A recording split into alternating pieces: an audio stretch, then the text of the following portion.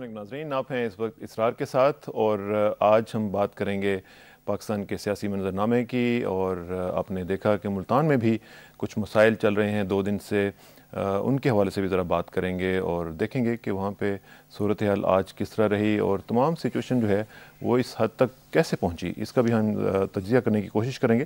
ہمارے ساتھ پاکستان کے ایک نامور نام موجود ہوں گے، جناب حنیف عباسی صاحب، MNA ہیں، پاکستان مسلم لیگ نواز کے ساتھ تعلق ہے اور راولپنڈی کی مشہور و معروف شخصیت ہیں۔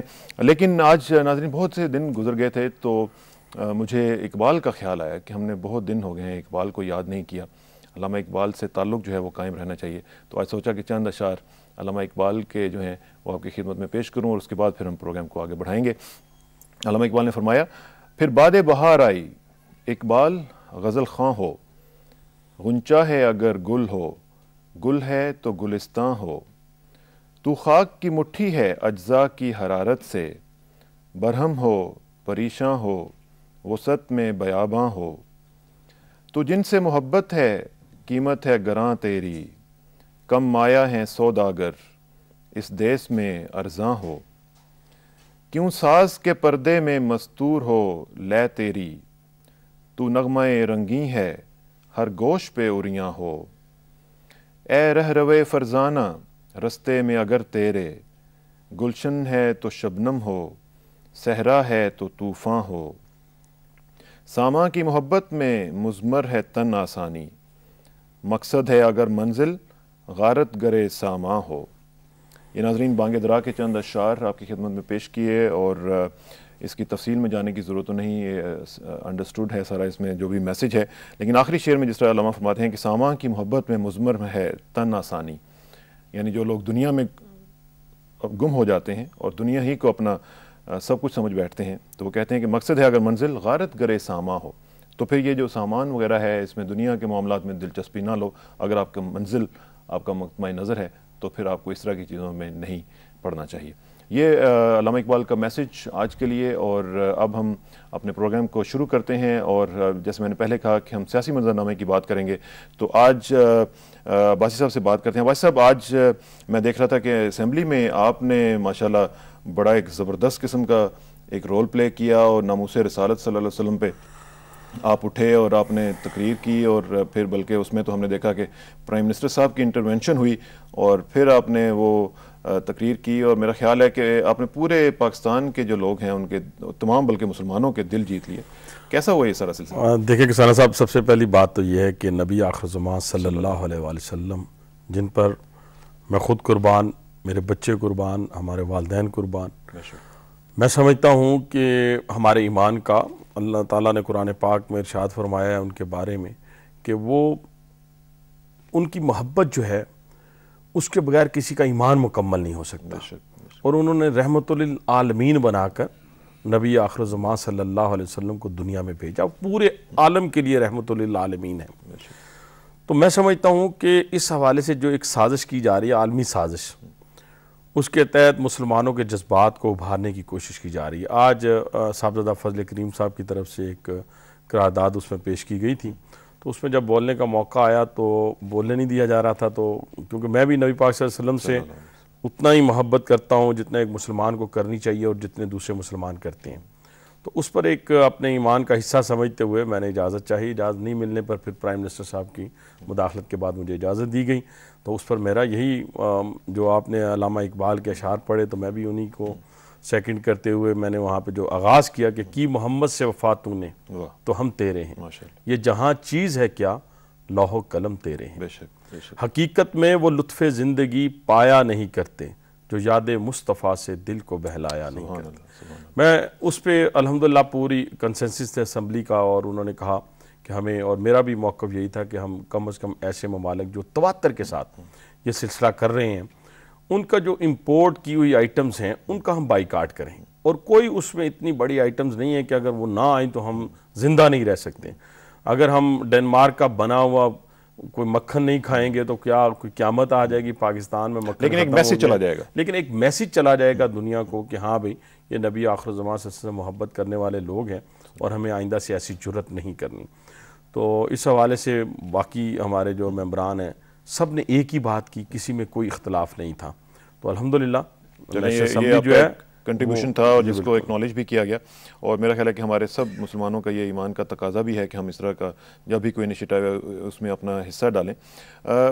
ہم دیکھ رہے ہیں عباس صاحب کہ حکومت جب سے بنی ہے ایک کرائسس اٹھتا ہے، پھر وہ بھی وہیں پہ ہوتا ہے تو دوسرا کرائسس اٹھ جاتا ہے، اور اس طرح کے مسائل جو ہیں وہ ہو رہے ہیں، مختلف جگہوں پہ ہنگامے ہوئے۔ کل ہم نے دیکھا ملتان میں لوڈ شیڈنگ کے حوالے سے ایک سلسلہ ہوا، ادھر سے ہم آٹا کی سلسلہ دیکھ رہے ہیں کہ آٹا کی بھی نایابی اور پھر اس کی قیمت اتنی زیادہ ہو رہی ہے، تو یہ ہو کیا رہا ہے، کیوں نہیں مینیج کیا جا رہا ہے اس وقت؟ دیکھیں میں سمجھ رہا ہوں کہ ایک سازش کے تحت جو ہے صورتحال کو بگاڑا جاتا ہے۔ جیسے ارباب غلام رحیم صاحب کے اوپر اگر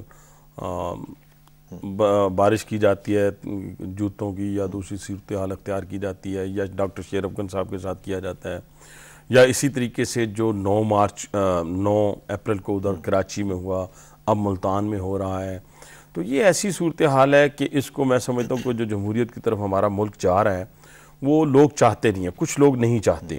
اس میں یہ نہیں کہوں گا کہ ہمیشہ ہم بیرونی قوتوں کو مورد الزام ٹھہرا دیں ہر مسئلے کے اوپر، بہرحال اعلیٰ کار تو ہمارے لوگ ہوتے ہیں جو یہاں موجود ہیں، لیکن اس میں ایک دو میں چیزیں آپ کے سامنے مینشن کرنا چاہتا ہوں۔ گو کہ ان کا تعلق ہنگامہ کرنے والوں کا تعلق کسی پارٹی سے ہو، کسی بھی طبقے سے ہو، لیکن ایک چیز آپ نے شاید نوٹ کی ہو کسانہ صاحب کہ وہاں ینگسٹر کو آپ دیکھ رہے ہیں، بالکل ینگ لڑکے، یہ وہ ینگسٹر ہے۔ اب وہ میں اس میں دیکھ رہا تھا فوٹیج میں جو ملتان والی تھی کہ وہ پیپسی اور وہ جو بوٹلز ہیں ان کو لوٹ کے اور وہ پی رہے ہیں وہاں کھڑے ہو کر۔ اب یہ وہ لوگ ہیں جو بے روزگار ہیں، جو احساس سے محرومی کا شکار ہے، یہ وہ نوجوان طبقہ ہے جس کو ہم نے روزگار دینا ہے، جس کو ہم نے تعلیم دینی ہے، جس کو ہم نے صحت کے مواقع دینے ہیں۔ تو میں سمجھتا ہوں کہ جب یہ ساری چیزیں ہم اپنے نوجوان کو دیں گے تو پھر شاید وہ ان جتنی یہ بے راہ روی والی صورتحال ہے اس کو اختیار نہ کریں۔ لیکن یہاں تک سچویشن پہنچتی کیسے ہے عباس صاحب کہ جہاں پہ لوگ اس حد تک چلے جائیں کہ جا کے توڑ پھوڑ شروع کر دیں، دفاتر کو اڑا دیں؟ اچھا، اس میں بہت سارے میں نے ابھی ملتان کے بہت سارے ایم این ایز بھی میرے رائٹ لیفٹ بیٹھے ہوئے تھے، اب اس میں نہیں چاہتا کہ اتنا اس کی اختلافی بنا دوں، لیکن اب وہاں پہ جو ڈسٹرکٹ ناظم صاحب ہیں ان کا تعلق بھی پاکستان مسلم لیگ کاف سے ہے۔ اسی طریقے سے اور بھی جو لوگ ہیں وہاں پر ایک عنصر یہ بھی لوگ ایلیمنٹس وہاں پر موجود ہیں جو میں سمجھتا ہوں اردو سپیکنگ سے تعلق ہے، پاور لومز میں جو کام کرنے والے لوگ ہیں۔ اب یہ جس طریقے سے 9 اپریل کو ہوا ہے اس کی تحقیقات بھی ہونی چاہیے، اور اگر 12 مئی کی تحقیقات ہو جاتی تو میں سمجھتا ہوں کہ ایسے واقعات دوبارہ پیش نہ آتے اور کسی کو اپنے آپ کو اتنا منظم کرنے کا موقع میسر نہ اس میں لوڈ شیڈنگ کم اور پولیٹیکل موٹیو زیادہ تھا۔ میں تو یہ لوڈ شیڈنگ کہاں نہیں ہو رہی، دیکھیں نا، لوڈ شیڈنگ تو 14 گھنٹے 12 گھنٹے ہو رہی ہیں، اب راولپنڈی جیسا جو شہر ہے اس میں بھی 6 سے 8 گھنٹے ہو رہی ہیں، تو اس میں یہ نہیں کہا جا سکتا کہ صرف ایک لوڈ شیڈنگ کی وجہ سے یہ صورتحال پیدا ہو رہی ہے۔ اس میں ایک باقاعدہ پلاننگ کے تحت جو ہے وہ جمہوریت کی جو اس پٹری پہ چل رہی ہے ریل، اس کو ڈی ریل کرنے کی کوشش، ڈی ٹریک کرنے کی کوشش کی جا رہی ہے۔ ایک چیز تو اس میں یہ بھی کہی جاتی ہے جو آپ کو ابھی بینیفٹ آف ڈاؤٹ بھی جاتا ہے، وہ یہ ہے کہ جی ہم نے یہ چیزیں ورثے میں لی ہیں، اور جب آپ آئے ہیں تو آٹے کا بھی سلسلہ چل رہا تھا، گندم کا بھی بحران تھا، اور لوڈ شیڈنگ کا بھی۔ اچھا، لیکن اس کے لیے میں جو میرا کویسچن ہے وہ یہ ہے کہ پتہ تو سب کو تھا کہ لوڈ شیڈنگ ہو رہی ہے، آپ لوگوں نے بھی اپوزیشن میں رہتے ہوئے اپنا یہ سارا ہوم ورک کیا ہوا ہونا چاہیے تھا، پہلے کیوں نہیں حکمت عملی بنائی گئی کہ جب ہم جائیں گے تو ہماری حکمت عملی کیا ہوگی؟ دیکھیں، میں یہ سمجھتا ہوں کہ ابھی آٹے کی ڈسٹریبیوشن کا مسئلہ ہے، آٹے کی کمی نہیں ہے۔ میں ابھی آپ کو راولپنڈی کی مثال دیتا ہوں کہ وہاں سے مجھے فون آیا کہ جناب یہاں فلاں جگہ آٹا موجود نہیں ہے، تو مجھے خود وہاں کا جو مجسٹریٹ تھا، وہاں کی جو ڈی سی او ہیں، میں نے جب ان سے رابطہ کیا، انہوں نے کہا جی آپ بتائیں ہمیں کون کون سی جگہ کے اوپر آپ کو آٹا چاہیے۔ پھر میں نے ان تمام افراد کو ڈی سی او کا نمبر دے دیا اور آٹا جو ہے وہ ودن 1 and 2 hour وہاں پہ پہنچ گیا۔ تو یہ میں ایسی سمجھتا ہوں صورتحال کہ ابھی یہ ڈسٹریبیوشن کا مسئلہ ہے، آٹے کا پرابلم ہے سچ اس طریقے سے اویلیبلٹی کا مسئلہ نہیں۔ اچھا، لیکن مجھے ایک چیز اس میں جو لوڈ شیڈنگ کے حوالے سے کل ملتان میں ہوا، وائی ملتان؟ مجھے اس کا ذرا جواب دیں، کیونکہ یہ کویسچن اٹھ رہا ہے کہ پورے پاکستان میں ملتان میں ہی کیوں یہ ہنگامے ہوئے، باقی شہروں میں کیوں نہیں ہوئے؟ ایکچولی وہاں پہ اب دیکھیں نا، وہاں پہ ایک پاور لومز والوں کا پرابلم آ رہا تھا کہ ان کو اپنی وہ جو مینوفیکچرنگ کے حوالے سے لوڈ شیڈنگ ہو رہی تھی اور وہ ان کو قابل قبول نہیں تھی، وہ لوگ نکلے، پھر دوسرے لوگ شامل ہو جاتے ہیں، موب شامل ہو جاتا ہے، پھر پتہ نہیں چلتا کون شامل ہوا، کیسے ہوا، کس طریقے سے ہوا. تو اس لیے میں یہ نہیں کہ اسپیسیفکلی کہ اگر صرف ملتان میں ہوا تو اس لیے ہوا کہ وہ وزیر اعظم کا شہر ہے, لیکن ہو سکتا ہے کوئی قوت ایسی ہو جو ان کو یہ میسج بھی دینا چاہتی ہو کہ ابھی ہم ملتان تک, آپ کے شہر تک بھی بیٹھے ہوئے ہیں, یہ بھی کر سکتے ہیں, وہ بھی کر سکتے ہیں. اور پھر ابھی آپ کے سامنے صورتحال آئی ہے کہ بہت ساری قوتیں ایسی ہیں جو اپنی قیمت بڑھانے کے لیے, اپنا بھاؤ بڑھانے کے لیے بھی ایسی حرکات و سکنات کر سکتی ہیں. میری تو گزارش صرف یہی قوتوں سے ہے, تمام قوتوں سے, کہ یہ ملک ہے تو ہم ہیں, اور ہماری سیاست بھی ہے, ہم ایم این اے بھی ہیں, ہم وزیر بھی ہیں. تو اگر 4 سے 2 سے 3 سال یا 5 سال آپ نے اقتدار میں رہے ہیں, تو 2 سے 3 سال اگر آپ کو اپوزیشن میں یا 5 سال آپ کو اپوزیشن میں رہنا پڑے تو اس میں کوئی حرج نہیں ہے. اس میں اپنی باری کا انتظار کیا جائے. جی, باری کا انتظار. اچھا, اس میں باری اب جو ہے ناظرین وہ اب ہماری ایک اور جگہ پہ جانے کی آ گئی ہے, اور وہ ہے صوبہ سندھ.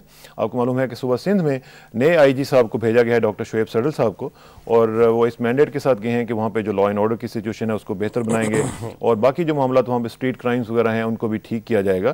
ہم ذرا چلتے ہیں آٹے کے بحران اور لوڈ شیڈنگ کے بحران سے پہلے ذرا صوبہ سندھ, اور بات کرتے ہیں نئے آئی جی سندھ ڈاکٹر شعیب سڈل صاحب سے. ڈاکٹر صاحب السلام علیکم. جی ڈاکٹر صاحب, ہمیں ذرا بتائیے گا کہ آپ ابھی, میں زیادہ ڈیٹیل میں بھی نہیں جانا چاہوں گا کیونکہ ابھی آپ ریسنٹلی آپ نے جا کے ٹیک اوور کیا ہے کراچی میں, لیکن ظاہر ہے کہ آپ کو 2-4 دن میں اندازہ تو ہو گیا ہوگا کہ کیا کیا چیلنجز درپیش ہیں اس وقت آپ کو وہاں پہ, اور ان کو حل کرنے کے لیے آپ کی کیا اسٹریٹجی ہوگی. جی کسانہ صاحب, thank you. First of all, جیسے آپ کو خود ہی آپ نے کہا ہے کہ مجھے 2-3 دن ہی ہوئے ابھی ادھر آئے ہوئے, لیکن یہ ہے کہ میں نے آ کے دیکھا ہے کافی پرابلم تو ہے, اور سب سے بڑا پرابلم انٹرنل ہے کہ پولیس فورس جو ہے اس کو ری آرگنائز کرنا, اس کو ری اکوپ کرنا, اور اس کو رادر ری کنسٹرکٹ کرنا, اور اس قابل بنانا کہ وہ جو ایک ماڈرن پولیسنگ ہے اس کے لیے فٹ ہو سکے. کیونکہ بے شمار ایشوز ہیں, میں نے دیکھا ہے کہیں پولیس ٹریننگ ہو رہی ہے تو ٹریننگ انسٹیٹیوٹ میں نہ چارپائیاں ہیں نہ کرسی ہے, وہ نیچے بیٹھ کے ان کو پڑھایا جا رہا ہے. اور اب اس طرح 21st سینچری پولیسنگ تو نہیں ہو سکتی, ادھر نہ کوئی ٹوائلٹس ہیں ان کے لیے, نہ واش رومز ہیں, نہ. تو پھر یہ ہے کہ کرائم کے کانٹیکسٹ میں اسٹریٹ کرائم اتنا زیادہ بڑا ہوا ہے کہ لوگ انسیکیور فیل کرتے ہیں. کڈنیپنگ فار رینسم ہے, بعض ایریاز انٹیریئر میں ایسے ہیں کہ جو بالکل ایک طرح سے نو گو ایریاز بنے ہوئے ہیں. لیکن میں سمجھتا ہوں کہ سب سے بڑا چیلنج ایک یہ بھی ہے کہ لوگوں کے ساتھ جو پولیس کی دوری ہے اس کو کیسے ہم مطلب قربت میں بدلیں, اور الٹیمیٹلی یہ جو قربت ہے اس سے جو نیسسری انفارمیشن اس وقت چوک ہوئی ہے پبلک کی طرف سے پولیس کی طرف, اور جس کی وجہ سے کوئی کرائم ڈیٹیکٹ نہیں ہو پاتا. آپ حیران ہوں گے کہ پراپرٹی کی ڈیٹیکشن جو ہے پچھلے کئی سالوں سے اب لیس دین 10% چلی آ رہی ہے اس صوبے میں, اور جو کہ بسملی پور جس کو کہتے ہیں وہ ہے. تو یہ چیزیں ڈاکٹر صاحب 2 چیزیں میں محسوس کر رہا ہوں آپ کی بات سے, کہ ایک تو لانگ ٹرم چیلنجز ہیں, دوسرے شارٹ ٹرم بھی ہیں. ابھی لانگ ٹرم میں جیسے آپ نے کہا کہ پولیسنگ کو بہتر بنانا ہے, پولیس کے حالات جو ہیں وہ بہتر بنانے ہیں, اور میرا خیال ہے کہ ہمارے ہاں ایک جو کانسیپٹ ہے کہ جی ہر کام جو ہے وہ غلط پولیسی سے ہوتا ہے, یہ بھی میرا خیال ہے ٹھیک ہونا چاہیے, اور لوگوں کو پتہ ہونا چاہیے کہ وہ کن مسائل میں کام کر رہے ہوتے ہیں. ساتھ ساتھ مجھے یہ بتائیے گا کہ شارٹ ٹرم جو اس وقت چیلنجز ہیں ان میں آپ کیا سمجھتے ہیں کہ سب سے بڑا چیلنج اس وقت آپ کو کیا درپیش ہے کراچی میں؟ نہیں, شارٹ ٹرم تو یہ ہے کہ جو لوگوں کا کانفیڈنس اٹھا ہوا ہے پولیس سے اور وہ انسیکیور فیل کرتے ہیں, ان کو ایک سینس آف سیکورٹی دینی ہے تاکہ ان کی کچھ کوالٹی آف لائف بہتر ہو, اور وہ اپنا جو ادر ان کے آکوپیشنز ہیں اور بزنسز ہیں ان میں وہ انٹرسٹ سے کام لے سکیں. کیونکہ اگر انسیکیورٹی بڑھے گی تو آپ کا جو انویسٹمنٹ ہے local as well as foreign وہ بری طرح سے انویسٹ ہوگی, اپنا افیکٹ ہوگی. تو ان چیزوں کے لیے, اور پھر یہ ہے کہ آپ ہر وقت اس فیلنگ میں ہوتے ہیں کہ ابھی بچے اسکول گئے ہیں خیریت سے واپس آ جائیں, یہ ہو جائے وہ ہو جائے. تو کراچی کے کانٹیکس میں تو سب سے بڑا یہ ایشو ہے کہ سب کو مطلب ہے کہ ری ایشور میں یہ کرانا چاہتا ہوں کہ بھئی یہاں کوئی کسی کے خلاف, چاہے وہ کسی پارٹی سے بھی ہے, کوئی آربیٹری ایکشن نہیں ہوگا. ہمارا کام صرف اور صرف جو ہے وہ ان لوگوں کے خلاف ہے جو کرائم میں انوالو ہیں, اور ان کو بھی ہم یہ کہیں گے کہ بھئی آپ نے پیچھے جو کچھ بھی کرتے رہے ہیں, آئندہ آپ اس بات سے اپنے آپ کو دوسری طرف لائیں, بچے اپنے آپ. اس میں بیسیکلی ڈاکٹر صاحب بیسیکلی آپ یہ کہہ رہے ہیں کہ آپ پالیسنگ کریں گے, آپ پالیٹکس نہیں کریں گے, اور جو بھی آپ کے وہاں پہ لوگ ہیں سندھ میں ان کو آپ یہ ایشورنس دے رہے ہیں کہ جو بھی آدمی کرمنل ہوگا اس کو کرائم کے حساب سے ڈیل کیا جائے گا, اور جو نہیں ہوگا اس کو جان بوجھ کے, جس طرح کئی دفعہ ہوتا ہے ہمارے ہاں, اس کو امپلیکیٹ نہیں کیا جائے گا کیسز وغیرہ میں. اس طرح بالکل ہم مطلب ڈی پولیٹیسائزیشن آف پولیس جو ہے اس کی بات کر رہے ہیں, اور ایک نیوٹرل پولیسنگ جو ہے اس کی بات کر رہے ہیں کہ تبھی لوگوں کا فیتھ آئے گا پولیس میں, کہ اگر ان کو پتا ہو کہ بھئی یہ پکڑ دکڑ پہلے کی طرح ہی جاری ہے, یا مطلب پولیٹیکل بیسس پہ کیسز بنا رہے ہیں اور لوگوں کو خراب کر رہے ہیں, تو وہ کبھی بھی ہمارے اوپر ان کا ٹرسٹ نہیں بڑھے گا. تو میجر تھرسٹ جو ہے وہ یہ ہے کہ کوالٹی پولیسنگ دی جائے اور اس سے کوالٹی آف لائف جو ہے وہ بہتر کرنے کی کوشش کی جائے. اللہ کرے کہ ایسا ہو سکے. اور ڈی پولیٹیسائزیشن کی آپ نے بات کی ڈاکٹر صاحب, تو اللہ کرے کہ آپ کو گورنمنٹ کی بھی پوری سپورٹ ملے, اور جو آپ کے بارے میں کہا جاتا ہے اور آپ کے اندر صلاحیت موجود ہے, اور اللہ کرے کہ آپ اس کے اوپر پورا بھی اتر سکیں, اس اعتماد کے اوپر جو گورنمنٹ نے بھی آپ کے اوپر کیا ہے اور سندھ کی عوام نے بھی آپ کے اوپر کیا ہے. انشاءاللہ آپ سے رابطہ رہے گا. ڈاکٹر صاحب thank you very much. Thank you. انشاءاللہ ہم پوری کوشش کریں گے کہ ہم اس اعتماد پہ پورا اتریں انشاءاللہ. ڈاکٹر صاحب wish you best of luck. Thank you very much. ناظرین, یہ تھے ڈاکٹر شعیب سردل صاحب, اور وہ سندھ کے حالات کے بارے میں بتا رہے تھے اور کمٹمنٹ دے رہے تھے کہ وہ پولیسنگ کریں گے, پالیٹکس نہیں کریں گے, اور میرا خیال ہے کہ بہت بڑی کمٹمنٹ ہے. اللہ تعالیٰ کرے کہ یہ تمام ہمارے ملک میں جتنے بھی پولیس آفیسرز ہیں وہ یہ کمٹمنٹ دے سکیں, کیونکہ ڈی پولیٹیسائزیشن جو ہے پولیس کی وہ بہت ضروری ہے. اس پہ مزید بات کریں گے, اور پولیس کے حوالے سے بھی ذرا بات کرنی ہے, اور دیکھنا ہے کہ پولیس کے جو مسائل ہیں ان کے اوپر بھی کوئی نہ کوئی رد عمل جو ہے وہ آنا چاہیے. اس پہ مزید بات کریں گے, لیکن ایک بریک کا وقت آن پہنچا ہے. بریک کے بعد واپس آئیں گے تو دیگر معاملات کے بارے میں اور ملتان کے حوالے سے گفتگو ہوگی. See you in a but.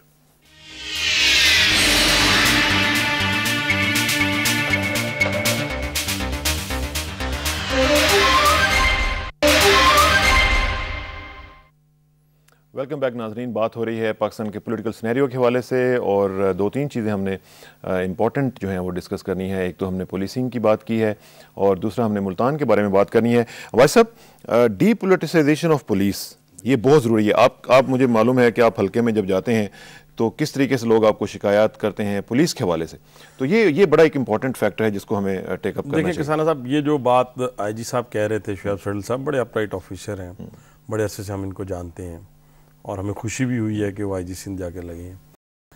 یہ بہت اچھی بات ہے, اور یہی بات میں آج سے 3 دن پہلے اپنے ایک پولیس آفیسر سے بات کر رہا تھا. میں نے کہا کہ مجھے ضرورت کم از کم نہیں ہے وہ ہم اس پولیٹیکل سینیریو میں اس کو نہ دیکھیں جیسے پولیٹیشین یہ بات کرتا ہے کہ شاید ہر فون جو ہے وہ میری وجہ سے کام تھانے میں ہونا چاہیے. ہم وہ پولیٹیشین نہیں ہیں. ہم یہ چاہتے ہیں کہ ایس ایچ او کے پاس جب ہمارا کوئی ووٹر جا رہا ہے تو اپنی گاڑی کی چوری کی ایف آئی آر لانچ کروانا چاہتا ہے تو فوری طور پہ ہو جائے. اگر اس کے گھر ڈکیتی ہو گئی ہے تو فوری طور پہ دکان پہ پہنچ جائے, گھر پہ پہنچ جائے, اس کی ایف آئی آر لانچ کر دیں. ایسا ہو نہیں رہا. پھر کیا ہوتا ہے کہ وہ جس کی گاڑی چوری ہوئی ہے, جس کے گھر ڈکیتی ہوئی ہے, پولیس نہیں پہنچی, وہ حنیف عباسی کا دروازہ کھٹکھٹائے گا, ایم پی اے صاحب کا دروازہ کھٹکھٹائے گا, اپنے یو سی کے ناظم کا دروازہ کھٹکھٹائے گا. پھر مجبوراً ہم لوگوں کو اس میں شامل ہونا پڑتا ہے. لیکن اگر یہی پولیس جو ہے وہ غیر جانبداری کا مظاہرہ کرتے ہوئے کسی بھی پولیٹیکل وکٹمائزیشن جو ہے وہ کسی صورت نہیں ہونی چاہیے, کسی صورت. میں سمجھتا ہوں کہ اگر ایک پولیٹیشین جو ہے وہ صاف ستھرا ہے, اس نے صاف ستھری اپنی سیاست کی ہے, اور اس کے ذمہ کوئی واجب الادا کوئی رقم نہیں ہے, کوئی اس نے قانون کو نہیں توڑا, کسی کے گھر پہ نہیں وہ چڑھ دوڑا, کسی کی زمینوں پر اس نے قبضہ نہیں کیا, تو اس کے خلاف کسی قسم کے مقدمات پولیس کو کسی صورت درج نہیں کرنے چاہیے. لیکن پریشر تو آپ لوگ ہی ڈالتے ہیں. میں وہی عرض کر رہا ہوں نا جی کہ پریشر اس وقت ڈلتا ہے جب یہ عوام جو ہے وہ ہمارے دروازے کھٹکھٹاتی ہے اور کہتی ہے کہ میری تو گاڑی چوری ہو گئی، آج 7 دن ہو گئے. وہ تو ٹھیک ہے، یہ یہاں تک تو بالکل ٹھیک ہے، لیکن جب کوئی آدمی چوری کر کے آ کے ایک پولیٹیشین کو یہ کہے کہ جی میرے ساتھ زیادتی ہو گئی ہے اور وہ میرے ساتھ رچنے، کیونکہ ایک جنرل پرسیپشن یہ ہے کہ پولیٹیشینز ہی جو ہیں کسانہ صاحب یہ بالکل غلط ہے. یہ اسی طرح پولیٹیشین کی کردار کشی کی جاتی ہے جیسے پہلے ایک مضموم میں سمجھتا ہوں مقاصد کو حاصل کرنے کے لیے کی جاتی تھی. میں کسی بھی اپنے ایم این اے سے یہ توقع نہیں کر سکتا، میں اپنی تو یہاں پہ ایسی کہہ دوں، کسی اپنے ایم این اے سے یہ توقع نہیں کر سکتا کہ کوئی ڈکیت یا چور جو ہے اس کے پاس آئے اور ہمارا کوئی ایم این اے یا ایم پی اے جو ہے اس چور اور ڈکیت کی حمایت کریں. یہ ممکن نہیں ہے. یہ تو ممکن ہے کہ تھانے میں وہ چور یا ڈکیت جو ہے وہ وہاں پر بیٹھ کر کوئی کمپرومائز کر لے وہاں کے پولیس افسر سے. یہ ممکن نہیں ہے کہ وہ کسی پولیٹیشین کے پاس آ کر شیلٹر لے سکیں. تو جہاں تک ہوگا کسی جگہ کے اوپر اکا دکا ہوں گے بھی، یہ میں نہیں کہتا، سب کے لیے میں صاف ستھری نہیں کہہ سکتا. بہت سارے لوگ ایسے بھی ہیں جنہوں نے پولیس کو اپنی لونڈی سمجھا، اپنی گھر کے لونڈی سمجھا، اپنے لیے بہت ساری اس سے مرات لیں، اپنی حفاظت کے لیے آثار بنائے. وہ لوگ بھی موجود ہیں، وہ بھی غلط ہیں. دیکھیں نا، میں آپ کے یہاں پی ٹی وی میں چل کے آیا ہوں، یہ آپ پچھلے الیکشن 3 ماہ ہم نے کمپین میں لگایا، اس کے بعد یہاں کھڑے ہیں، تو ہمیں تو کسی پولیس والے کی ضرورت نہیں ہے. نہ تو مجھے گھر میں ضرورت ہے، نہ میری گاڑی کے اندر ضرورت ہے، نہ میری گاڑی کے آگے ضرورت ہے، نہ پیچھے ضرورت ہے. تو اس لیے میں سمجھتا ہوں کہ کسی صورت بھی پولیس اسی وقت جو ہے وہ صحیح سمت کی طرف گامزن ہوگی جب اس میں پولیٹیکل جو ہے وہ انٹرفیرنس بھی نہیں ہوگی. اور دوسرا سب سے بڑا جو کام ہے جی وہ کسانہ صاحب، وہ یہ ہے کہ آپ پولیس کا جو آفیسر ہے، جو میں سمجھتا ہوں کہ موٹر وے کی مثال لیں اور اگر آپ تھانوں کی پولیس کی مثال لیں، بڑا فرق ہے. یعنی آپ تھانے والے جو شخص ہے، جو ایس ایچ او، اس سے آپ 24 گھنٹے ڈیوٹی لیتے ہیں، اس کا جو پیٹرول ہے وہ پتہ نہیں آپ وہ بھی پورا ملتا ہے اس کو کہ نہیں ملتا، نہیں ملتا، ٹھیک ہے جی. پھر اس کے بعد آپ اس کو میڈیکل پر جانے نہیں دیتے، آپ اس کے بچوں کی تعلیم یا اس کے والدین کی ادویات کا بندوبست نہیں کرتے ہیں، اور سیلری اس کو آپ دیتے ہیں اتنی کہ شاید میں سمجھتا ہوں کہ آج کل کے دور میں 10 افراد اگر کسی اچھے ہوٹل میں جا کر کھانا کھائیں تو وہ ایک وقت کے کھانے کے پیسے دے کے اٹھ کے آ جاتے ہیں. وہ سیلری آپ دے رہے ہیں ایک تھانے کو چلانے والے کو، اور پھر اسی کو کہتے ہیں کہ گاڑی میں پیٹرول بھی تم نے ڈالنا ہے، آپ نے یہاں کی اسٹیشنری بھی لے کے آنی ہے، اور کریمنلز کو پکڑنا بھی ہے. سیفٹی کیا ہے کہ 4 پولیس والے مر جائیں اگر، تو اس کو پیچھے کھانے والا کوئی نہیں ہوتا، کس طرح کھلائے گا، کس طرح وہ اپنے مرنے کے بعد یہ تو بالکل صحیح ہے. پہلے ان کو آپ موٹر وے کی طرح ان کو فیسیلیٹیٹ کریں، ان کی جو ضروریات ہیں ان کو پورا کریں، پھر ان سے ڈیمانڈ کریں. اور پھر میں سمجھتا ہوں کہ یہ ایک انسانی فطرت ہے کہ جب آپ ان کو ان کی ضروریات کے مطابق، اور خاص طور پہ پولیس کو میں سمجھتا ہوں کہ آپ نے موٹر وے پولیس تو بنا دی، ہائی وے پولیس تو بنا دی، اس کو مراد بھی دے دی. سب سے پہلا جو کام کرنا چاہیے تھا وہ یہ کرنا چاہیے تھا کہ جنہوں نے لوگوں کو انصاف دینا ہے، جنہوں نے لوگوں کی جان و مال کی حفاظت کرنی ہے، ان کی ضروریات کو پہلے پورا کرنا چاہیے. ٹھیک ہے. اچھا مجھے یہ ایک چیز ذرا بتائیں، لوڈ شیڈنگ کا معاملہ ہم پچھلے دنوں سے دیکھ رہے ہیں کہ ہو رہا ہے، اور یہ کوئی نئی چیز نہیں ہے. جیسے میں نے پہلے کہا کہ ورثے میں ملا ہے، ٹھیک ہے. آٹے کا مسئلہ شروع ہو چکا ہوا ہے، پھر ساتھ ساتھ ججز کا بھی ایک سلسلہ چل رہا ہے، وہ بھی تک نہیں ہوا. ابھی مجھے یہ بتائیں کہ ایک عام آدمی، آپ کا ایک عام ووٹر جو ہے، راجہ بازار کا ایک عام ووٹر، وہ یہ سوچتا ہے کہ جی نئی حکومت آئی ہے، نئی حکومت میں نیا کیا آیا ہے؟ دیکھیں، پہلی تو کسانہ صاحب بات یہ ہے کہ ایک دم تو ہر چیز نیا نہیں آ سکتی. نئی حکومت آئی ہے، حکومت نے ابھی جو فیصلے، ابھی 100 دن کی ترجیحات جو ہیں وہ پرائم منسٹر نے آپ کے سامنے پیش کی ہیں. آپ 100 ڈیز کے بعد پوچھ سکتے ہیں اس میں کتنی پیش رفت ہوئی ہے. اگر پی ایم صاحب نے کہا جی کہ ہم 1 سال کے اندر 2500 میگا واٹ بجلی جو ہے وہ پیدا کریں گے اور 500 کی بچت کریں گے، 1 سال مانگا ہے نا، انہوں نے 3 سال کی بات نہیں کی. آپ نے بجلی کی بچت کی بات کی. میں آج ایک اشتہار چھپا ہے اخبارات میں، آپ نے بھی دیکھا ہوگا، میں وہ ذرا دیکھ رہا تھا، اس میں وزیر اعظم کا انرجی ویژن، یہ اس نام پہ، اور اس میں گاڑیوں کے مالکان اور ٹرانسپورٹرز کے لیے ہدایات کچھ دی گئی ہیں کہ توانائی کے اخراجات کم کریں، ڈرائیونگ میں ایندھن بچانے کے طریقے، تقریباً 15 کے قریب یہ طریقے بتا دیے گئے ہیں کہ گاڑی کی ٹیوننگ اس طرح کرائیں، آپ رش میں نہ جائیں. میں نے اس میں پورا بڑے غور سے پھر میں نے اینک لگا کے یہ دیکھا کہ مجھے شاید کوئی مس ہو گیا ہو. حکومتی لیول پہ میں نے اس میں کوئی نہیں دیکھا کہ حکومتی عہدیدار کو یہ کرنا چاہیے، منسٹرز یہ کریں گے، ایم این ایز یہ کریں گے، ان کی طرف سے کوئی انیشیٹو مجھے نہیں نظر آیا. کیونکہ زیادہ تر بجلی کے جو ایئر کنڈیشنرز ہیں وہ اسی طرح کے آفیسز میں چل رہے ہوتے ہیں جہاں پہ 24 گھنٹے چل رہا ہوتا ہے، آفیسر صاحب ابھی تک وہاں پہ موجود نہیں ہوتے ہیں. دیکھیں، یہ بڑی غلط روایت ہے، اور قومیں اسی طریقے سے بنتی ہیں قربانی دینے سے، اور قربانی ایلیٹ کلاس سے شروع ہوتی ہے. ہم نے ہمیشہ جو قربانی مانگی ہے وہ غریب سے مانگی ہے. اسے کہا تو صبر کر، تیرے بہتر دن جو ہیں وہ آنے والے ہیں، اور خود قربانی نہیں دی.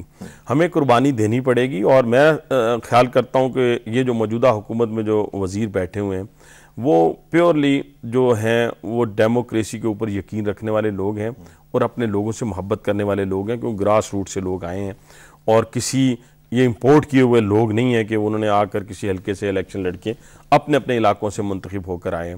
وہ اس چیز کا خیال ضرور رکھیں گے. اور جہاں تک ہمارا تعلق ہے راولپنڈی کی سطح کے اوپر، وہاں پر بھی ہم نے یہ کوشش کی ہے، ابھی سے شروع کر دی ہم نے کوشش. میں تو خود اگر اپنے گھر کی میں آپ کو مثال دوں تو آپ یقین مانیں کہ ابھی تک میری یہ عادت ہے کہ میں کبھی بھی جو فالتو بتیاں ہیں یا کوئی چیز ہے وہ میں جلنے نہیں دیتا. یعنی جس کمرے میں بیٹھا ہوں اس کی تو روشنی ہونی چاہیے. میں اس دن بڑا انکریج ہوا تھا بھائی صاحب جس دن زرداری صاحب نے یہ کہا تھا کہ لوڈ شیڈنگ اگر ہوگی تو زرداری ہاؤس میں بھی ہوگی. بالکل ٹھیک ہے. اور اس انکریجمنٹ کو میں آگے بھی بڑھتا ہوا دیکھنا چاہتا ہوں، کیونکہ میں دیکھنا چاہتا ہوں، میں نے یہ پچھلے پروگرام میں بات کی کہ اگر ایک عام آدمی 14 گھنٹے یا 16 گھنٹے کے کرب میں سے گزرتا ہے روزانہ، اور وہ جیسے ہی رات کو سونے لگتا ہے، جیسے اس کو نیند آتی ہے تو پھر بجلی چلی جاتی ہے، تو یہ پھر اپر لیول پر میں کہتا ہوں کہ سب کچھ سے گزرنا چاہیے نا، تبھی محرومیاں ختم ہوں گی. لیکن اس میں ایک فیکٹر کو تو مانے نا کہ 8 سال تک جو ترجیحات، ہمیں تو 8 دن ہوئے نا جی، 8 سال تک جن ترجیحات کو حکمران لے کر آئے تھے ان میں سے کوئی ایک ترجیح تو بتائیں جو حل ہوئی ہو. یعنی سب سے پہلی تھی ہم کرپشن کا خاتمہ کریں گے. کرپشن کا خاتمہ تو نہیں ہوا. کرپشن تو آج آسمان پہ باتیں کر رہی ہے، ہر شخص نے اس کو اپنا ایک حق سمجھ لیا ہے. جہاں بھی سرکاری مطلب کہ ملازمین بیٹھے ہوئے ہیں بہت ساری جگہوں کے اوپر، وہاں پر وہ حق سمجھ کر اس رشوت کو وصول کر رہے ہیں غریب عوام سے. اور اگر غریب عوام کو بھی یہ ڈر ہوتا ہے کہ رشوت نہ دی تو کیا جو اچھا کام ہے وہ بھی خراب ہو جائے گا. لیکن میں بات کرنا چاہ رہا ہوں کہ جو آپ باتیں کر رہے ہیں نا کہ پچھلی ترجیحات ابھی تک کمپلیٹ نہیں ہوئی ہیں، میں نہیں چاہتا ہوں کہ 5 سال کے بعد دوبارہ میں یہ پروگرام کروں اور پھر میں کہوں جی کہ پچھلی آپ کی جو 5 سال نہیں ہونا چاہیے، بالکل نہیں ہونا. میں اس لیے ارلی وارننگ سسٹم کے تحت یہ بات کر رہا ہوں. لیکن اس میں ابھی ذرا ہمیں تھوڑا سا جمپ لینا پڑے گا ناظرین. اور جیسے میں نے پہلے کہا تھا کہ ملتان میں جو لوڈ شیڈنگ کے حوالے سے وہاں پہ رائٹس ہوئے، اس میں کیوں یہ سلسلہ ہوا، اور اس میں پاور لومز کے جو لوگ تھے وہ انوالو تھے، انہوں نے پروٹیسٹ کیا. پاور لومز کی بات آتی ہے تو صدر ہیں پاور لومز ایسوسی ایشن کے ملتان کے عبدالخالق قندیل صاحب، ان سے ذرا بات کرتے ہیں اور ان سے پوچھتے ہیں کہ ہوا کیا. قندیل صاحب السلام علیکم. جی وعلیکم السلام. قندیل صاحب آپ کے بارے میں وہاں پہ کہا جا رہا ہے کہ پاور لومز کے جو ورکرز تھے انہوں نے وہاں پہ پروٹیسٹ کیا، اور پھر بعد میں یہ پتہ چلا کہ وہ جو پروٹیسٹ ہو رہا تھا اس میں پاور لومز کے لوگ کم تھے اور کچھ اور لوگ ذرا زیادہ تھے جنہوں نے آ کے وہاں پہ توڑ پھوڑ کی اور خاصا نقصان پہنچایا سرکاری املاک کو. اس طرح کے جب ہم نے پروٹیسٹ کیا تو ہمارے ساتھ پرامن لوگ شامل تھے. ہم اپنے جو پورن طور پر اپنا احتجاج ریکارڈ کروا رہے تھے، اس کے درمیان ہی لوگ جب ایسے لوگ شامل ہو گئے جن کا پاور لوم ایسوسی ایشن سے یا پاور لوم سے کوئی تعلق نہیں تھا. نہیں لیکن یہاں پہ رکیے گا قندیل صاحب، مجھے یہ بتائیں کہ وہ کون لوگ شامل ہو گئے کہ جن کو آپ جانتے تھے کہ وہ آپ کے لوگ نہیں ہیں تو آپ نے ان کو بیچ میں شامل ہونے کیوں دیا؟ نہیں، میں وہ یہ گزارش کروں، وہ ہمارے ساتھ شامل نہیں ہوئے. ہمارا جلوس تھا وہ آگے تھا، وہ پیچھے انہوں نے ہمارے بعد وہ پیچھے آئے ہیں. ہمارا ان کا گیپ کم از کم آدھا کلومیٹر کا گیپ تھا. انہوں نے پیچھے سارا یہ ہنگامہ جلاؤ گھراؤ کیا، پھر اس کو چھوڑ کے پھر وہ آگے چلے گئے ہم سے. ہم نے جب یہ حالات دیکھے تو ہم نے وہاں باقاعدہ اعلان کیا کہ یہ وہ ان کا پاور لوم سے کوئی تعلق نہیں ہے، یہ کوئی دہشت گرد کسی سازش کے تحت ہمارے درمیان بھیجے گئے ہیں. ہم اس کو اپنا جو احتجاج ہے اسے ختم کرتے ہیں، اور جو ہم اس کی مذمت کرتے ہیں یہ توڑ پھوڑ کی، اس کے جلاؤ گھراؤ کو یہ صحیح نہیں ہے، اس کے خلاف ہیں. تو یہ جو ہم نے فوٹیج دیکھی تھی قندیل صاحب وہاں پہ جو لوگ توڑ پھوڑ کر رہے تھے ان میں آپ کا ایک بھی ورکر نہیں تھا؟ ہاں جی.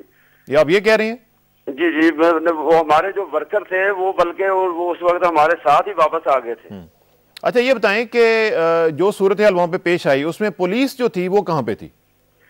پولیس اصل میں اس طرح تھا کہ پولیس جب ہمارا جلوس جو ہمارا پرامن جلوس تھا، پولیس بالکل ہمارے آگے جا رہی تھی. بڑے اچھی طریقے سے پولیس ہمارے ڈی ایس پی صاحب تھے وہ ہمارے آگے تھے، ان کو لیڈ کرتے اور کور کرتے ہوئے ہمارے جلوس کو آگے جا رہے تھے. ہم جب آگے سارے چلے گئے، میں نے آپ کو بتایا کہ ہمارے تقریباً آدھا کلومیٹر پیچھے یہ جلوس نے اس نے آگے پیچھے سے آیا ہے جس نے آگے املاک کو نقصان پہنچایا، جلاؤ گھراؤ کا سلسلہ شروع کیا ہے.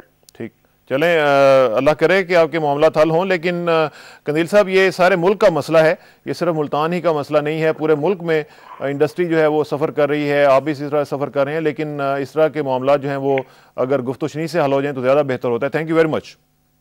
بہت شکریہ عبدل خالق قندیل صاحب ہمارے ساتھ موجود تھے ناظرین، اور یہی میسیج جو ہے وہ ہمیں آج دینا بھی ہے کہ یہ معاملات جو ہیں یہ توڑ پھوڑ سے حل ہونے والے نہیں ہیں، ان کو ہمیں ایک نیشنل لیول پہ ایسے ایک انیشیٹو کے ذریعے حل کرنا ہے جو واقعتاً ڈیلیور کر سکے۔ اس پہ مزید بات کریں گے، لیکن ایک بریک کا اور وقت آن پہنچا ہے۔ Please sit tight, will be right back.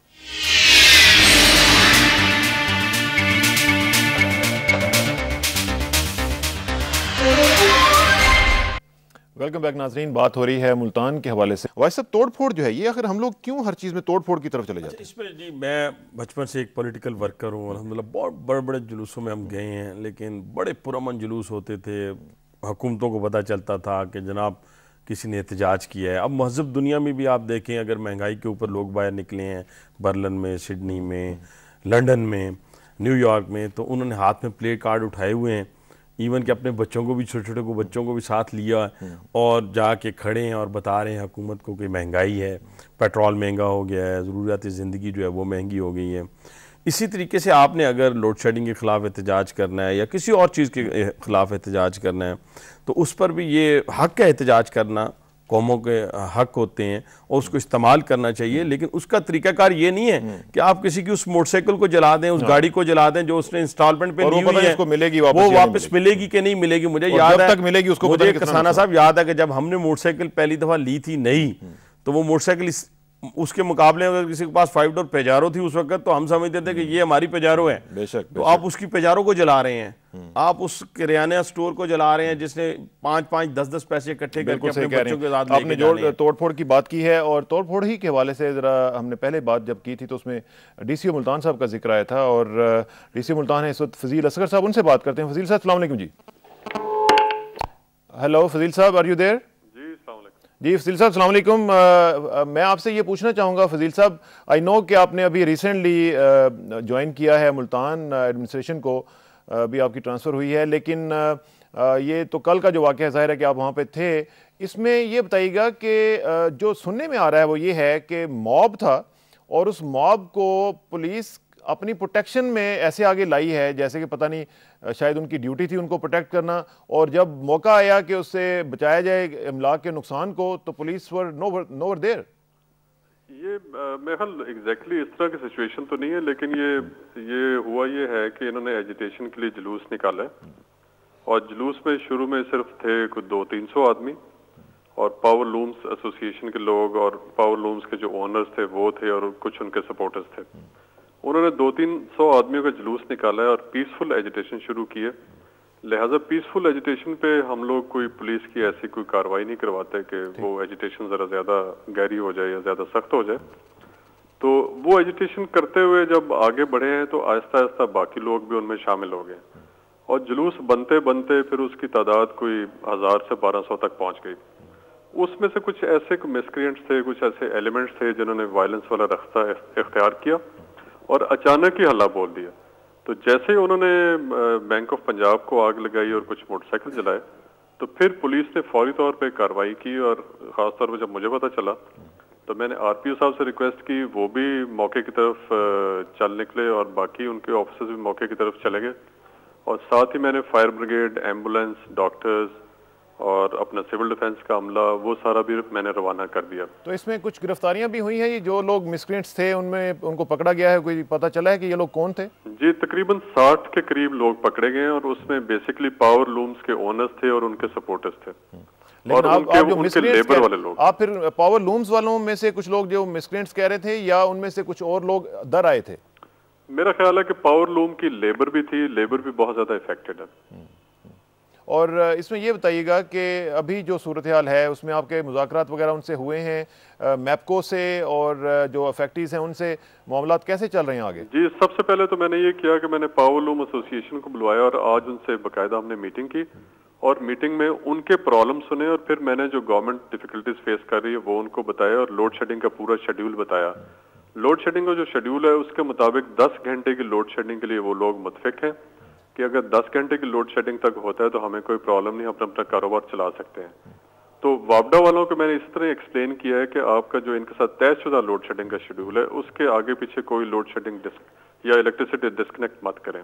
اس پہ اب دونوں پارٹیز متفق ہیں، وابڈا تو خیر گورنمنٹ کا ادارہ ہے، وہ اس کو کوئی پرابلم نہیں ہے، وہ اس طرح ہی کریں گے جس طرح ہم نے ہدایت کی ہے گورنمنٹ. لیکن سنا ہے کہ آج بھی کچھ لوگوں نے مظاہرہ کیا ہے وہاں پہ، اور اگر یہ مذاکرات کامیاب ہو گئے ہوتے تو مظاہرہ کرنے کی کیا ضرورت تھی؟ جی مذاکرات ہمارے پاور لومز کے ساتھ کامیاب ہو گئے، لیکن وابڈا کے کچھ امپلائیز نے اپنے گریوینسز کا اظہار کیا اور انہوں نے تھوڑے بہت ایجیٹیٹ کیا اور پھر وہ بھی منتشر ہو گئے، ان سے ہماری بات ہو گئی. چلیں، وش یو بیسٹ آف لک فضیل صاحب، اللہ کرے کہ معاملہ ٹھیک ہو جائیں اور آگے نہ معاملہ خراب نہ ہو، بس یہ کوشش کیجیے. ہم بہت ویجیلنٹ ہیں فضیل صاحب، تھینک یو ویری مچ، بہت شکریہ. ویسے صاحب سچویشن جو ہے اس کو اب ٹیکل کرنا ہے، اور ٹیکل کرنے کے لیے ظاہر ہے کہ ایک طرف ایڈمنسٹریشن ہے، دوسری طرف پولیٹیکل ول بھی ایک ہونی چاہیے. تو وہاں پہ جو پولیٹیکل لوگ ہیں ان سے بھی میرا خیال ہے کہ ان کا بھی فرض بنتا ہے کہ وہ بھی اس میں آگے بڑھیں، اور جو اگر مسکرینٹس ہیں یا اگر کوئی لوگ پولیٹیکلی موٹیویٹڈ ہیں تو ان کو ذرا ٹھیک کیا جائے وہاں. اچھا، اس میں تو جی اب کوئی دو رائے نہیں ہونی چاہیے کہ یہ جو توڑ پھوڑ میں شامل لوگ ہیں وہ کسی بھی پارٹی سے تعلق ہو، ان کا کسی بھی آرگنائزیشن سے تعلق ہو، اس چیز کی اجازت کبھی نہیں دینی چاہیے. فیوچر میں بھی نہیں دینی چاہیے، ابھی بھی نہیں دینی چاہیے، اور ماضی میں بھی نہیں دینی چاہیے تھی کسی صورت میں. اور میں سمجھتا ہوں اس پہ کوئی کمپرومائز نہیں ہونی چاہیے، تاکہ 1 آدھ 10 افراد کو اس کی سزا اگر ملے گی تو کوئی پھر یہ جرت نہیں کرے گا کہ وہ کسی طریقے سے قانون کو اپنے ہاتھ میں لے. بس مسئلہ یہ ہے، اس ملک کی بدقسمتی رہی ہے کہ جن حالات سے ہمارا یہ ملک گزرتا رہا ہے اور جو کچھ ہم یہاں کرتے رہے ہیں ان کے بارے میں لوگوں کو بتایا نہیں جاتا رہا. پاکستان ٹوٹ گیا، 2 لخت ہو گیا، اس کی انکوائری ابھی تک یہ نہیں پتہ چلا کس وجہ سے ٹوٹا، کیسے ٹوٹا. اور اسی طریقے سے اگر آج ہم کرائسس میں ہیں تو ہمیں کون ذمہ دار ہے اس کا؟ کیوں نہیں ان کرائسس کو پہلے دیکھا گیا کہ کیا پاکستان میں اگر ہم نے 8 سال میں 1 میگا واٹ بجلی پیدا نہیں کی تو پھر ہم سروائیو کیسے کریں گے؟ تو اس لیے اب جو حکومت آئی ہے اس کو سوچنا ہے اور اس پر عمل پیرا ہونا ہے. تو بیسیکلی اب یہ کہہ رہے ہیں کہ ہم لوگ مصلحت جو ہے وہ اس کا شکار ہوتے رہے ہیں، ہمیشہ شکار ہوتے وہ کہتے ہیں کہ فقیہ مصلحت بھی سے اور بالکل. اب بھی کسانہ صاحب یہ میں کہتا ہوں کہ یہ بڑی پاورفل جو ہے اسمبلی ہے، چاروں صوبائی اسمبلیاں جو ہیں وہ ہماری حکومت کے پاس ہیں. ہم اسمبلی میں بیٹھے ہوئے ہیں، پاورفل بیٹھے ہوئے ہیں، 2/3 میجورٹی کے ساتھ بیٹھے ہوئے ہیں. اب ہم نے فیصلے وہ کرنے ہیں جو ملک اور قوم کے لیے ہوں، اور جو بہترین اپنے عمل سے یہ ثابت کریں. ہم لوگ جو اس وقت حکومت میں بیٹھے ہیں، میں نہیں اپوزیشن کو گنتا یا میں نہیں کہتا ماضی کی حکومتوں کو، ٹھیک ہے ان کے بارے میں جو کچھ ہے، لوگوں نے ان کو جو سزا دی وہ سیاسی طور پہ وہ آپ پوری قوم کے سامنے ہے، پورے ملک کے سامنے ہے، پوری دنیا کے سامنے ہے. اب ہم نے جو فیصلے کرنے ہیں وہ بنیادی طور پہ حق اور انصاف کے فیصلے کرنے ہیں. ہم نے سب سے پہلا کام یہ کرنا ہے کہ ہم نے اس جوڈیشری کو بحال کرنا ہے جو غیر جانبدار جوڈیشری تھی، جس نے بہت سارے ایسے ایکشن لیے جو اس ملک اور قوم کے لیے بہترین تھے، اور جس کی کمٹمنٹ ہم نے اپنے لوگوں سے کر کے اسمبلیوں میں پہنچے ہیں. اس کی بحالی کے بعد ہم یہ سمجھتے ہیں کہ جو ہماری پارلیمنٹ ہے اس کو ہم نے پاورفل کرنا ہے، 58(2)B کا خاتمہ کرنا ہے، تاکہ اسمبلی میں کے اندر جو ہے وہ پاور آئے اور وہ جو لیجسلیشن اس ملک اور قوم کے لیے کر سکیں اس کے راستے میں کوئی رکاوٹ نہ بن سکے. اس طریقے سے سٹیپ بائی سٹیپ ترجیحات کو طے کرتے ہوئے جب ہم جائیں گے اپنی قوم کے پاس اور اس ملک کے لیے سوچیں گے تو میں نہیں سمجھتا کسی صورت بھی کہ یہ ہمارے مسائل جن کا ذکر آپ آج کر رہے ہیں اور اس کا وہ مسائل حل نہ ہو.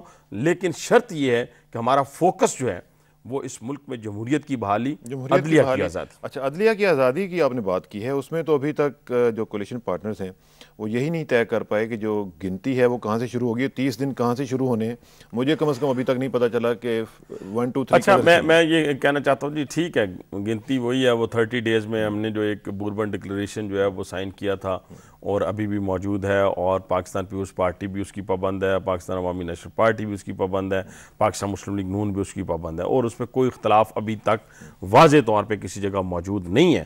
آج بھی جو ملاقات ہوئی ہے اس ملاقات میں بھی یہ طے ہوا ہے کہ 31 مارچ سے لے کر ابھی آپ 30 اپریل تک دیکھیں، یا 30 اپریل تک ہی بنتی ہے میرا خیال، 30 اپریل تک ہم جو ہیں اس ریزولوشن کو اسمبلی میں لائیں گے اور اس کے بعد ججز کی ریسٹوریشن کی بات. اچھا، ایک اور چیز جو بڑی امپورٹنٹ ہے وہ یہ ہے کہ اب شیڈیول آ گیا ہے ضمنی انتخابات کا، اور یہاں پہ پنڈی میں بھی اب ایک ضمنی انتخاب کا جو سلسلہ وہ شروع ہوگا، اس میں آپ کا بھی ایک رول ہوگا. کیا اسٹریٹجی بنائی ہوئی ہے آپ نے ضمنی انتخاب کے لیے؟ دیکھیں جی، اسٹریٹجی تو ہر پارٹی بناتی ہے، لیکن جب اپنا گھر موجود ہو اور اس میں اپنے چاہنے والے موجود ہوں تو کوئی اتنی مشکل پیش نہیں آتی.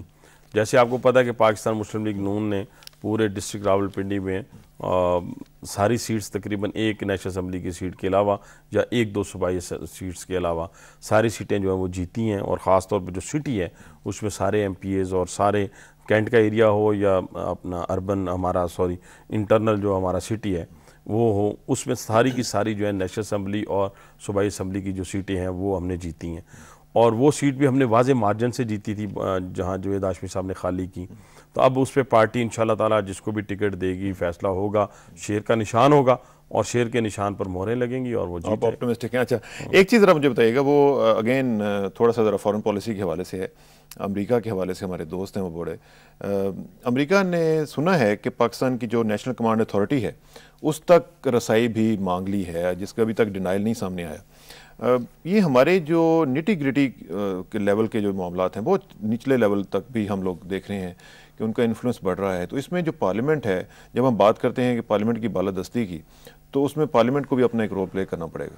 بالکل جی، پارلیمنٹ رول پلے کرے گی، اور وہ رول یہی ہوگا کہ قوم کی زبان بولے، اپنے لوگوں کی زبان بولے. جب پارلیمنٹ اپنے لوگوں کی زبان بولے گی، لیڈرشپ جو اپنے لوگوں کی زبان بولے گی، تو پھر میں نہیں سمجھتا کہ غیر ملکی طاقت اتنی آسانی کے ساتھ جو ہے وہ ہمارے اندر گھس آئے گی. ٹھیک ہے، ہم مجبور ہیں بہت سارے حالات میں، اقتصادی طور کے اوپر ہم اپنے آپ کو اس طریقے سے کھڑا نہیں کر سکیں جس طریقے سے اور ممالک جو ہیں وہ ہمارے سے بعد میں آزاد ہوئے اور اپنے آپ کو انہوں نے اقتصادی طور پہ مضبوط کیا. آج ہم محتاج ہیں امریکہ کے بھی، یورپ کے بھی، لیکن اس محتاجی سے کیسے نکلا جا سکتا ہے؟ اس محتاجی کی ذمہ دار لوگ نہیں ہیں، قوم نہیں ہے، عوام نہیں ہے. میں آپ کو کسانہ صاحب کہتا ہوں، اس کی ذمہ دار جو ہے وہ میں سمجھتا ہوں کہ وہ حکمران رہے ہیں جنہوں نے اس قوم کو نکال نہیں سکے ان کرائسس سے اور ان غلامیوں سے، اقتصادی غلامیوں سے نکال کر ہمیں رکھا جاتا تو آج ہم پوری دنیا میں سر فخر سے بلند کر کے چلتے ہیں. جیسے 18 فروری کو لوگوں نے فیصلہ دیا تو آج ہمارا سر فخر سے بلند ہے کہ دنیا میں کم از کم ہماری جو نیشن ہے وہ اس حوالے سے پہچانی جاتی ہے کہ یہ ڈیموکریٹک سوسائٹی ہے. یہاں پر کوئی جنگل کا قانون نہیں چلتا، یہاں کوئی جنگلی نہیں رہتے، یہاں پر وہ لوگ رہتے ہیں جو ڈیموکریسی کے اوپر یقین رکھتے ہیں. تو یہ کس نے بحال کیا؟ ہمارا پوری دنیا میں وقار کس نے بحال کیا؟ ہمارے لوگوں نے بحال کیا ہے. تو میں سمجھتا ہوں کہ اب پارلیمنٹ کو اپنا کردار ادا کرنا ہوگا. لوگوں نے اپنا کردار ادا کر دیا، لوگوں نے اپنی ذاتی قربانی دی ہے، یہی سب سے بڑا کوسچن ہے. لوگوں نے مسائل کی قربانی دی ہے.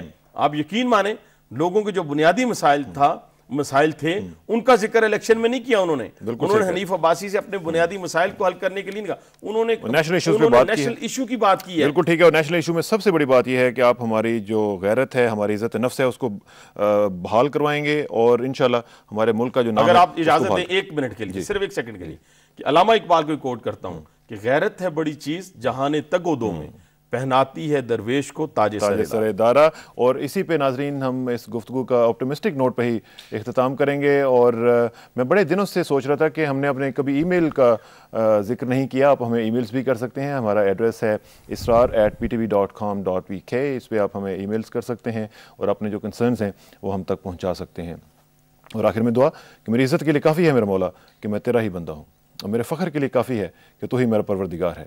تو بالکل اسی طرح ہے جس طرح میں چاہتا ہوں، مجھے بھی اسی طرح بنا دے جس طرح تو چاہتا ہے. سپردم بتو مائے خیشرا تو دانی حساب کم و بیشرا. مجھے اسرار کسانہ کو کل تک کے لیے اجازت دیجیے. کل ملاقات ہوگی انشاءاللہ. اللہ حافظ.